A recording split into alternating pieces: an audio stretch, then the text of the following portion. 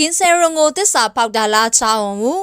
မင်းသားကင်ဆူဟွန်နဲ့ကင်ဆယ်ရွန်ရဲ့ကာကာအိုတော့ message တွေထွက်ပေါ်လာပြီးတဲ့နောက်မှာကင်ဆူဟွန်ကဆယ်ရွန်ကိုအသက်မပြည့်သေးပဲတွဲခဲ့တယ်လို့ဂါရိုဆယ်ရို YouTube channel ကတင်ပေးခဲ့ပါတယ်။အခုတော့ဂါရိုဆယ်ရိုဘက်က Astro ချောင်းဦးနဲ့သူ့မန်နေဂျာတို့ကိုကင်ဆယ်ရွန်အပေါ်သစ္စာဖောက်တယ်လို့ပါဆွဆွဲလိုက်ပါတယ်။အကြောင်းရင်းကတော့ချောင်းဦးကဆယ်ရွန်ရဲ့ဇာပနာကိုမတက်ရောက်ခဲ့လို့ပါ။သတင်းတွေမှာအုံဦးကဆယ်ရွန်အတွက်ပန်းတွေပို့ပေးခဲ့တယ်လို့ဖော်ပြထားပေမဲ့လည်းဆယ်ရွန်နဲ့ Astro ဒီလောက်ရင်းနှီးတာတော့အတူပကိုလူကိုယ်တိုင်မလာခဲ့တာကြောင့်အုံဦးကိုအခုလိုဆွဆွဲနေတာပါ။ကင်ဆယ်ရွန်ကAstro မွန်ဘင်းအတွက်သူရေးထားတဲ့စာလေးမှာချောင်းဦးကိုသူ့ရဲ့နာမည်ရင်ဒုံမင်းလိုတောင်တုံ့နှုံထားပြီးရင်းနှီးတဲ့ဆက်ဆံရေးရှိကြပါတယ်။ဒါပြင် Fantasio မှာဆယ်ရွန်က2016ထိရှိခဲ့တာမို့ချောင်းဦးရဲ့မန်နေဂျာနဲ့လည်းရင်းနှီးတာကြောင့်ဂါရိုဆယ်ရိုကမန်နေဂျာဟာ dispatch ရဲ့နောက်လိုက်ခွေးလုပ်ပြီးဆယ်ရွန်ကိုနောက်ကျောတားနဲ့ထိုးရလို့ဆွဆွဲလိုက်ပါသေးတယ်။ဂါရိုဆယ်ရိုရဲ့အဆိုအရဆယ်ရွန်ရဲ့ပိုကာဝိုင်းကဓာတ်ပုံကိုထုတ်တာချောင်းဦးရဲ့မန်နေဂျာဖြစ်ပြီးကောင်မလေးကိုတမင်အစဲခံရအောင်ဖန်တီးခဲ့တာလို့ထုတ်ဖော်ပြောလာခဲ့ပါတယ်။ဒါပြင်ဂါရိုဆယ်ရိုကမန်နေဂျာဟာ